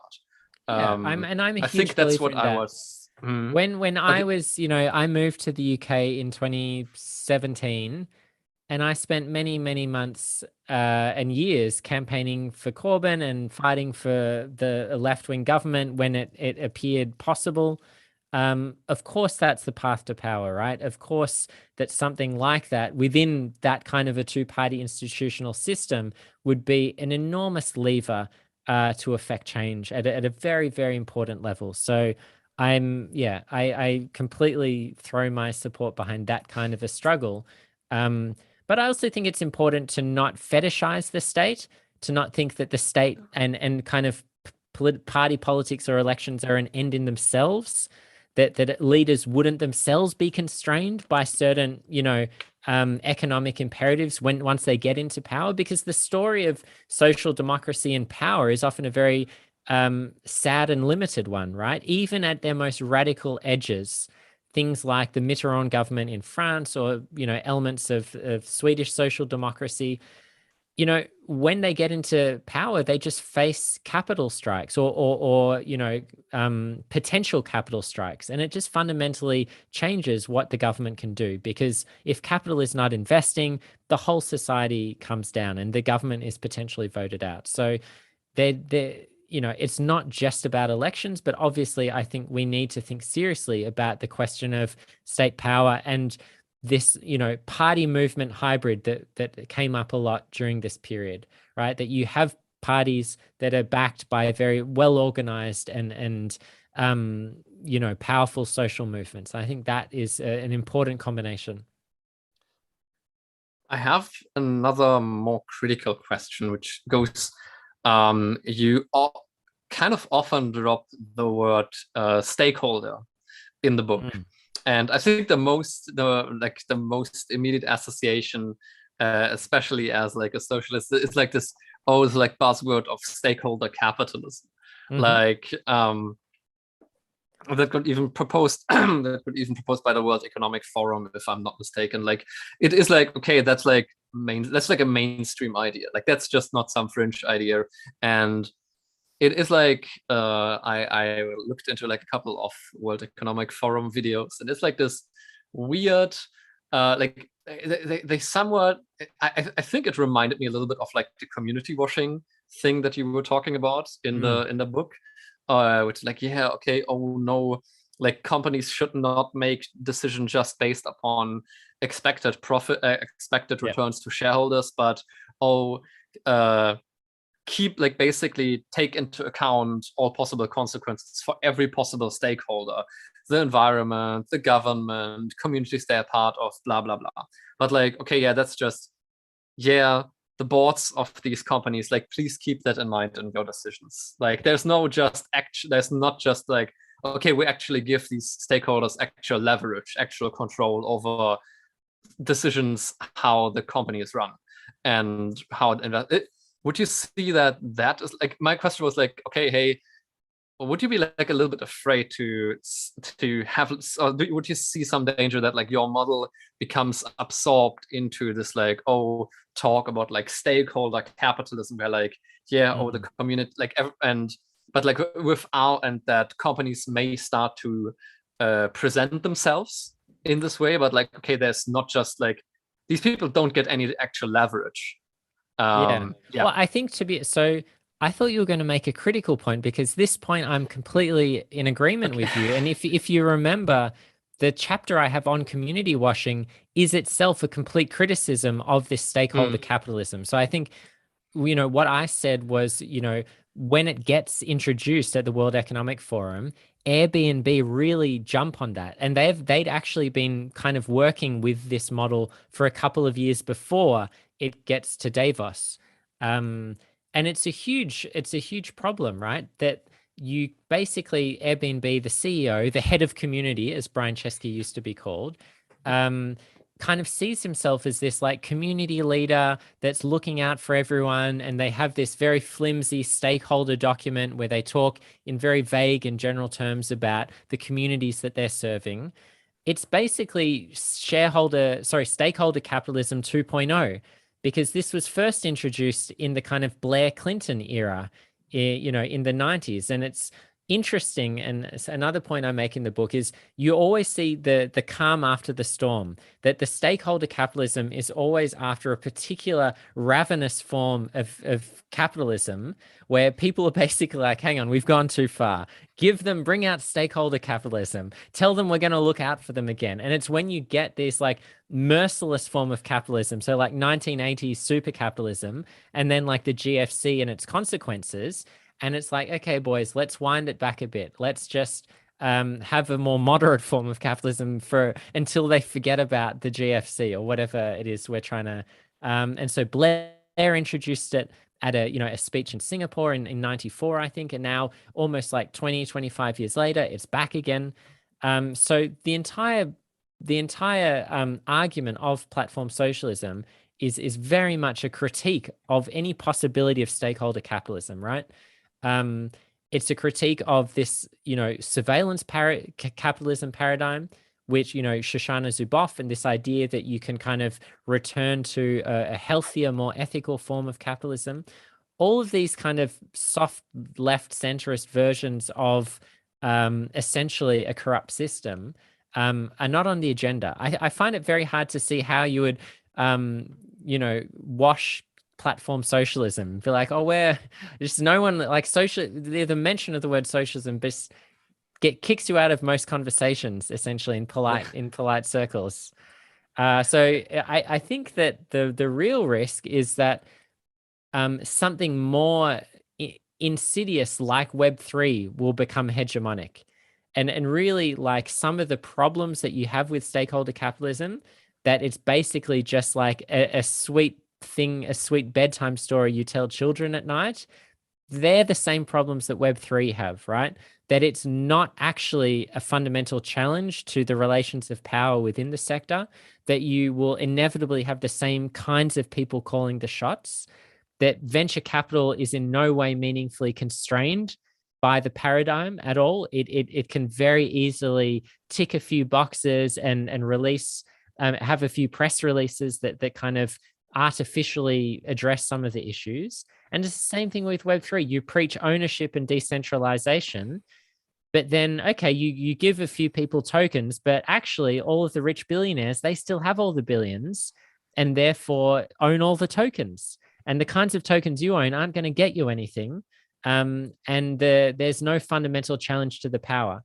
And that's, that's completely against everything that platform socialism is about, right? The whole point of platform socialism is that it's about building the power of workers, of users, against the tech industry, against capitalism, and about trying to fundamentally change those capitalist relations, to implement the most important point of the book, which is forms of social ownership and forms of common ownership. And to that extent, I'm a pretty old school, very orthodox kind of socialist. It's about power, it's about capital, and it's about how to change that. I just wanted to say, it's like basically the key idea is still the same, of like, okay, the social ownership of the means of production, whereas like, okay, the means of production still talking about it. Yeah. Whereas like platforms are this new means of production somewhat. Like maybe not industrial, but like means of production don't need to be industrial. Like, then I have this is like maybe a more, or like a curious question, which was kind of like stuck to my mind, is with regards to like privacy, data security, and like the socialization of like big transnational platforms, where you say, okay, like a nationally constrained social media network doesn't make sense. Like it has to be international in its very functioning. Same as with like a search mechanism. And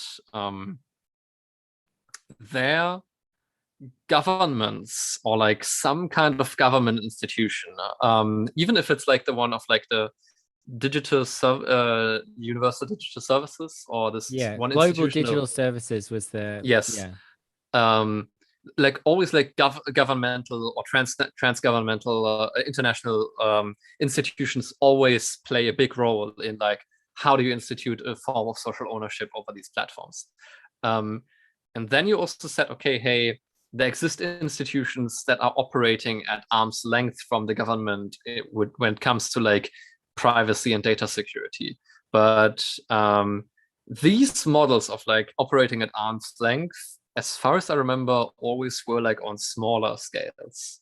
And the question that's like, okay, how do you combine, like, how do you tackle this problem of, okay, these international forms of social ownership don't really seem to be possible without some kind of governmental and intergovernmental institutional involvement, and the problem of data security. How did like that felt like, okay, there was like an open like still an open question to be left, like, yeah. So I'll start by, a modest point. I'm not a data scientist. I'm not a software developer. So I'm not going to be the best person to answer technical questions about how you ensure privacy or data security. And I'm very happy to admit that and to leave that to other people. I can address some of the more political aspects of the problem, though. I think one of the concerns everyone rightly has is, okay, you're talking about transferring ownership from a private company in which there's a CEO and a bunch of shareholders who have the main decision-making power to a public body in which a state apparatus would potentially be able to exercise similar power. And so isn't there a concern there that the security apparatus of the state will abuse its position to access citizens' data, to perhaps quash dissent, to surveil dissidents, these kinds of things? And there are a few points I think that were worth making on this. The first is that they can already do that, right? The CIA can do, whatever it wants. It's spying on you. It can read all your communications. Facebook is not keeping your data safe from federal surveillance apparatuses. So I think that just needs to be recognized, that they're going straight into the mainframe, right? They're Neo style. They'll be reading all what you're doing. But then, so then moving away from that like recognition, it also doesn't have to be a government-sponsored kind of institution. So let's take the two examples that I mentioned at the international level. The first would be social media.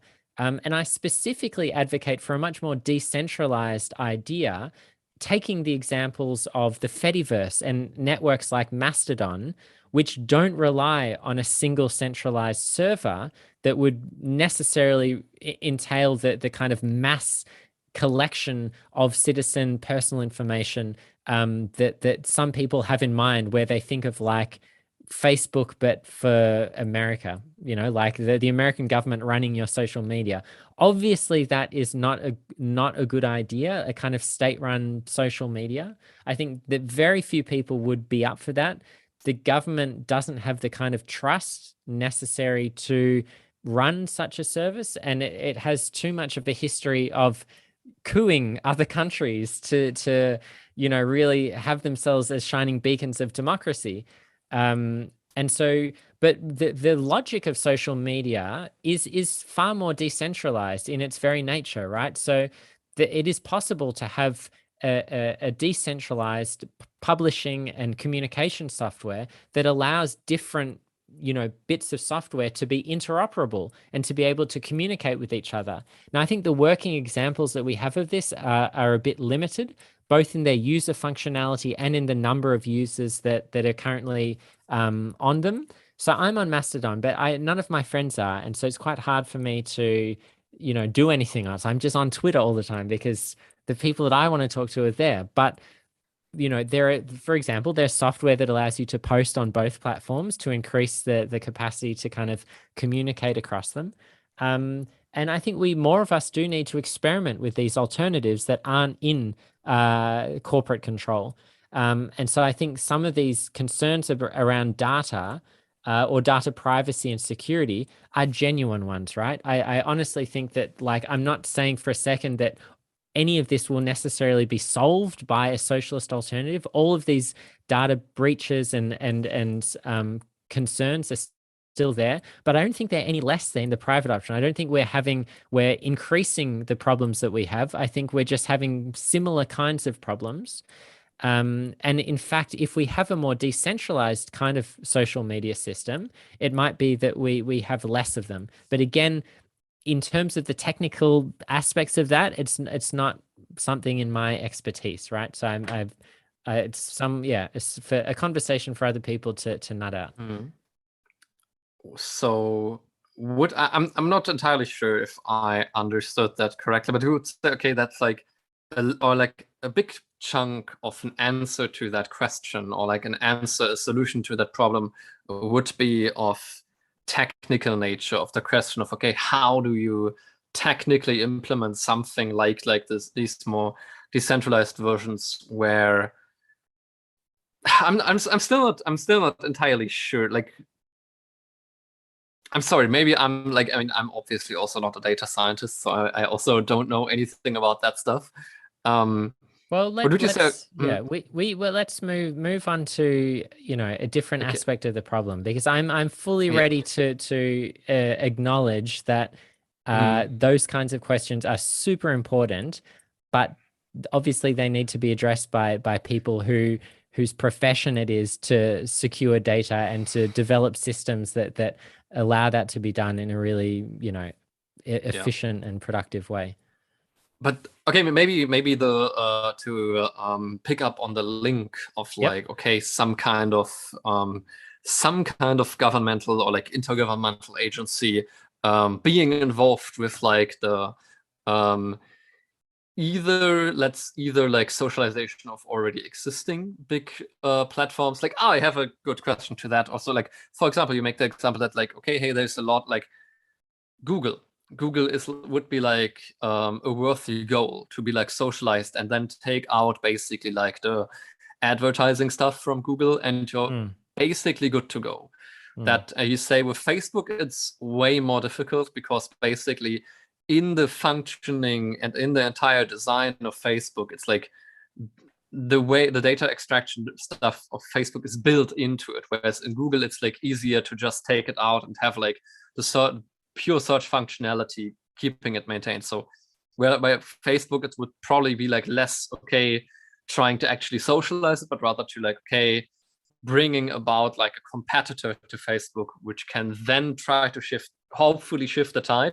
But that would need like massive amounts of funding, and that would be like, then like there would also this like intergovernmental agency would play the role of like funding this new model, funding this new platform. So, and how would like, okay, this like intergovernmental agency relate to something like decentralized social media network, where you don't have like, oh look, it's like it seems to me at least like that, okay, no, this like governmental agency is like it's like one of the most centralized institutions you can have, like among like, and then you have like this decentralized social media network. Like it just appears as if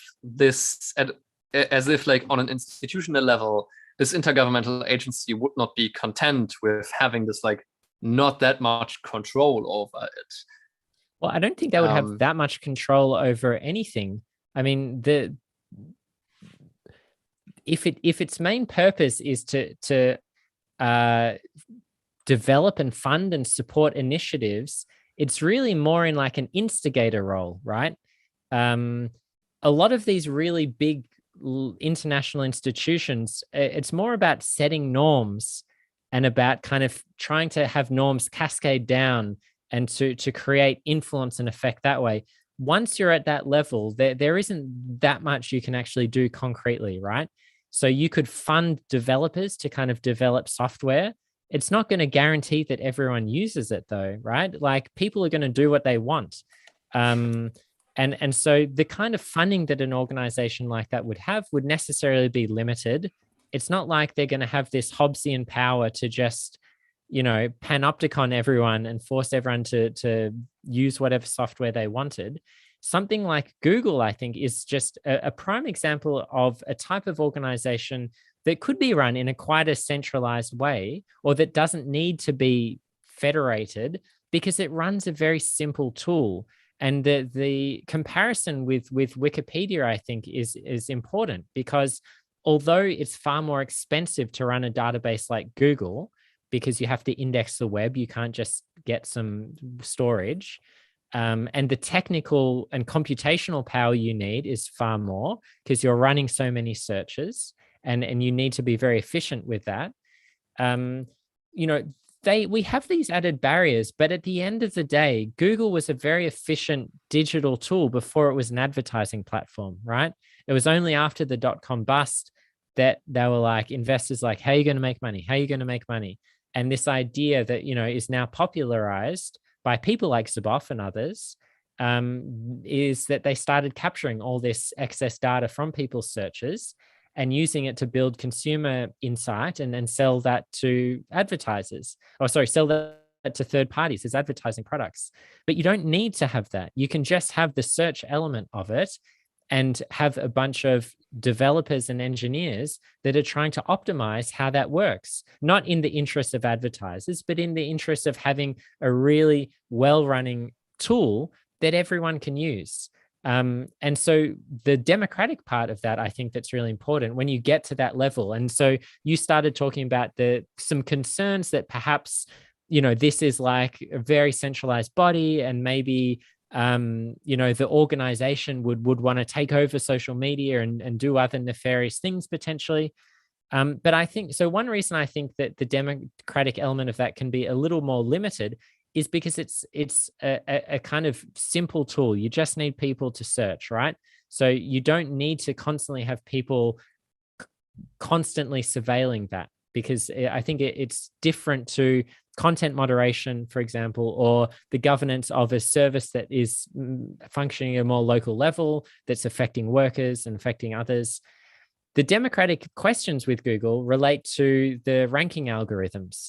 And this is where we have basically no discussion at the moment in terms of public debate, because the ranking algorithms, in terms of, how many hyperlinks a site has, how authoritative the website is deemed, these kinds of questions that govern Google's ranking algorithm, called PageRank, or one of them is called PageRank. We can't say, we have no decision-making power over how that works. So I think the democratic element would come in having debates and having public forums about what is an algorithm, how does it work, and how do we want the world's knowledge to be curated. And this kind of curatorial question is a question of power, right? Because whose kind of information is going to be shown is like a classic question of democracy, and a classic question of the public sphere, and who has the power to have their voices heard, who's going to get their organizations to the top of the list. Are we going to have the possibility that different groups will be able to have this search engine optimization strategies that companies currently employ? And so they're the kinds of questions that are open to a democratic debate. And I think you can have a mechanism through which we have discussions about that, and you essentially vote on what kinds of ranking algorithms you want to see implemented at Google. And I don't think you kind of need a constant, forms of accountability for that. I think you can basically, have some pretty clear decisions and revisit them periodically. And so I think it's slightly different to something like, I don't know, like a local Uber service, where there's going to be a lot more back and forth about how the service is doing and what's going on and what do the workers want, and the means of production are going to be constantly shifting. So yeah, that's kind of how some of the more concrete ways I envision some of those international services. It's kind of related. Like, I'm going to make this like the last question. It's like, and I already tapped into that, and you now also. What kind of platforms would you say are worth being fought over to be socialized? Like, and then also like, okay, what particular model we use for that socialization, and like then with the socialization most likely to be like modified, and which ones would you say, okay, they are unsalvageable in the way they exist right now, and you like it would not even be worth it fighting over them to modify them because they are so deeply drenched in their entire design, in their business model they are employing right now. And what would you say, like, okay, what are the implicit decision criteria that should guide our strategic horizon there? Okay. How do we decide which fits in which category? All right. You're a big fan of these 4 and 5 part questions, but I'm gonna Yes. I'll try and answer them as many as I can in turn.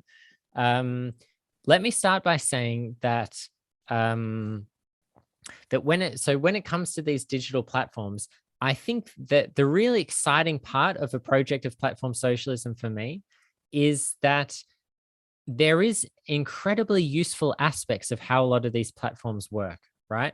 So the way in which they can matchmake, the way in which they can reduce search time for people who are looking for a particular service provider, the way in which they can connect people, the information that it makes available, the kind of problems of trust that they solve through verification mechanisms. All of these things are so useful and so important, right? So who would want to live in a world that didn't have a Google, right? Where you could just look up any question you want on your phone. Who wouldn't want to be able to talk to all your friends and family around the world, to talk to anyone, to establish all these online communities? I think there's this incredibly amazing aspect of what the technology can do that is so enmeshed at the moment in a kind of corporate logic of commodification that it can be hard at times to separate the two, and to have this sense of optimism and wonder about, you know, the awesome things that we now have available, because it's just so tied up in the Silicon Valley, you know, what was called the Californian ideology, right? But we should hold on to that. There's a possibility that a lot of these platforms can be used for very socially good and socially useful ends. And so what I think we should focus on is getting the basic services that people need in order to live rich and meaningful lives in modern society. So what I would start with is the kind of access to housing, access to transport, access to childcare, the ability to communicate with others, having people have stable and fast internet connections so that reduces the digital divide that exists between different populations.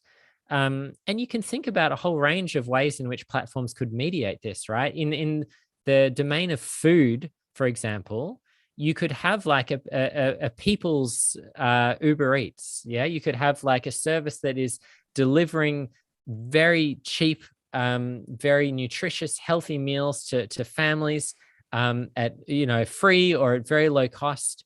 You know, delivering food to people who can't cook for themselves, who are unable to care for themselves for various reasons, for people with disabilities, for people, all kinds of people that need this service.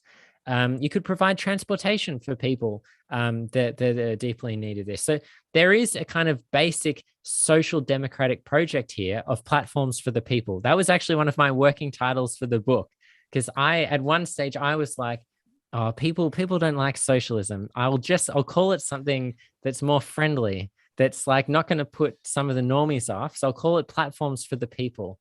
Anyway, it's a long story. There was a competitor title basically that's coming out soon. I know what you mean. I know which one you mean. And so it was pointed out to me that I might be ripping off this guy's book. So I was like, all right, well, let's just go full platform socialism. But you know, I am a socialist at the end of the day, not just a somewhat socialist like your organization, full on socialist. And so I thought, okay, well, let's just go with that for the book. But at its base, I think before you're a socialist, you're a social democrat as well, because I think some of the underlying program of like basic social rights, economic justice, this kind of thing is the kind of starting point for thinking about more ambitious reform proposals. And I think those kinds of essential services are really where something like this would start. And I think from there, you can go on to more fun things like, you know, platforms for creators and you know, things that are essential part of it. But yeah. Yeah. I wanted to make clear. I know you're just teasing, but I'm like just teasing. I'm just joking. But the point of like, okay, I was very much reminded um, of like this idea of universal basic services, connecting with what you just described. And the interesting idea was this, okay, it seems to have this somewhat back to the basics thing of like, okay, hey, let's first of all get these like key strategic sectors captured and like transformed into social ownership and social basically some kind of democratic planning. And that like, okay, like, yeah, the creator economy like plays kind of a huge role in our economy, but it's still like compared with like all of like the really essential services that people who have like no stake at all in like the so-called creator economy, like that's like way more huge. And that this seems like an interesting like strategic starting point of like, okay, mixing this idea of like universal basic services with like, and would you say that like, okay, maybe Google, but like that at least like a good chunk of these universal basic services could be provided on like a local or at least like municipal level, and is relative on like a relatively short-term basis actually realizable, in contrast to, for example, like the idea of like, okay, like an actually like a socialist Google is maybe like a little bit more off the into like the like more of like a midterm thing, middle like I'm thinking like 2024, 2025. I want to see a socialist Google. I wish I like I wish. I think a public search engine is eminently achievable. Okay. In terms of like, could you do it? I think of course you could do it. It would just be a matter of how good it was and who would use it. Yeah, that's like the thing. Okay, how do you scale that up? Like the program Yeah. itself, it's maybe like, but like, okay, how do you get the funds? How do you get the data centers? How do you scale it up to like mass use? Like you make like the Ecosia and DuckDuckGo, like, Yeah, yeah, that's the their problem. market You share. just have Yeah. well, I don't know. I say that you just expropriate Google in the book, but that's one of the most ambitious parts of the book where I'm a little bit tongue in cheek, but it does, on the other hand, kind of make sense. I don't really know how to finish this off.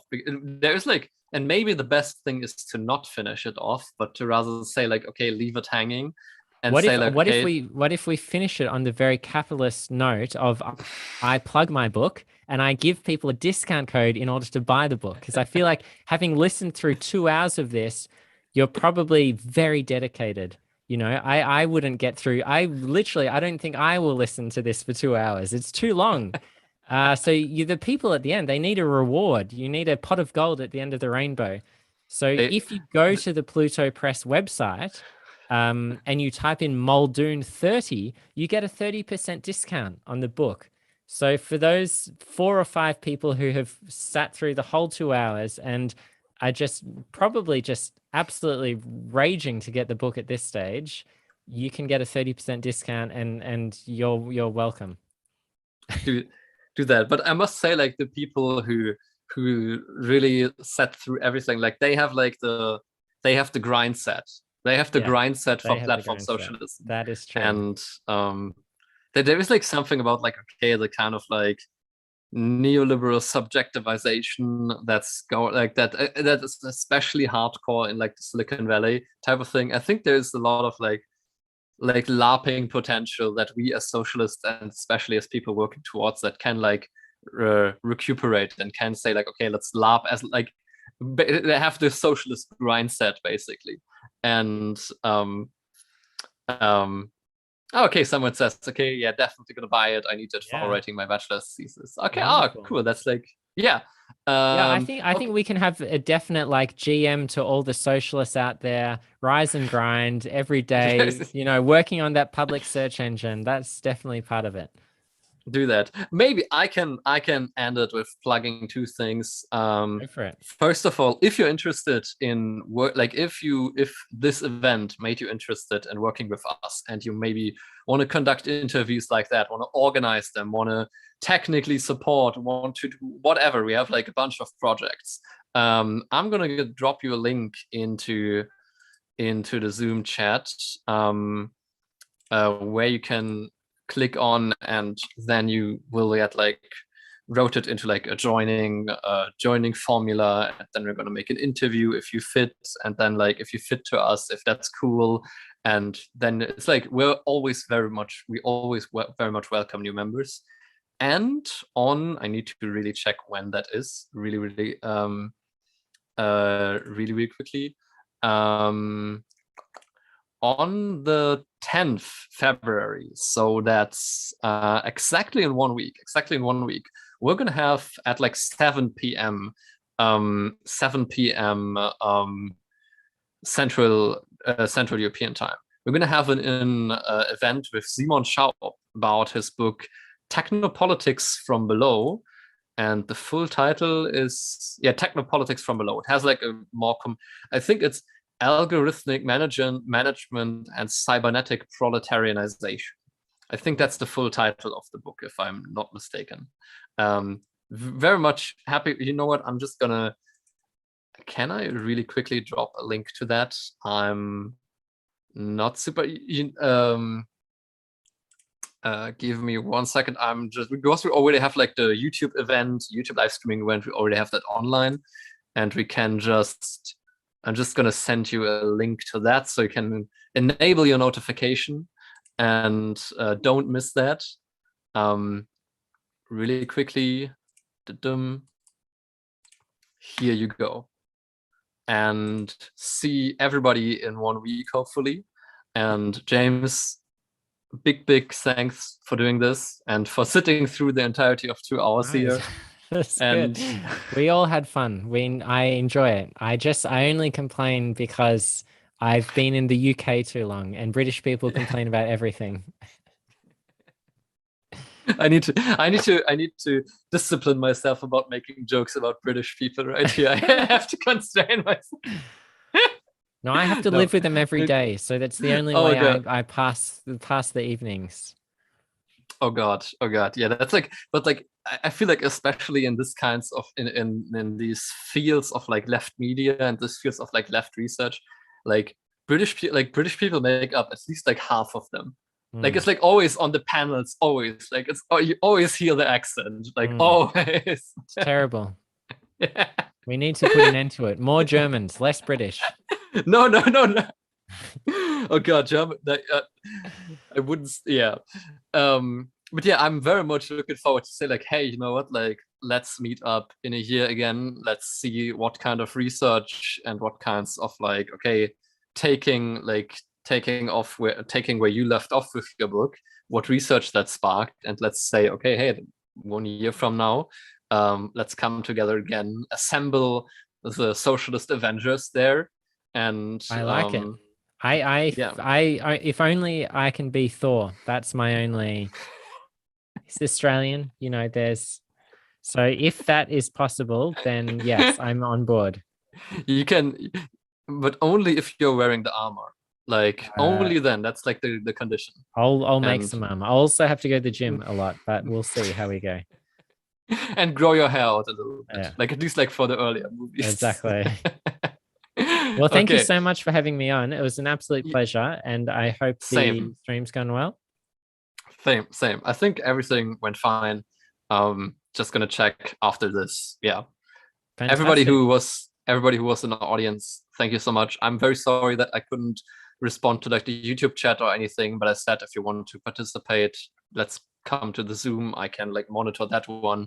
I cannot look at like 5 chats at once. That's like a little bit difficult. Too many chats. And yeah. That's like the imperative for centralization right there. All one chat. Yeah. So in socialism, there'll only be one chat. Everyone will be chatting in the same box. That's like the big dream of universal discourse is finally going to be realized. It's going to be Twitter and an utter hellhole. Okay, enough chit chatting around. James, thanks once more. Yeah. Thank you for writing the book. Everybody, I have read it, of course, like as preparation for the event. I can very much recommend it. It will spark some interesting ideas. Fantastic. Yeah. Okay, everybody. Then Goodbye. See you.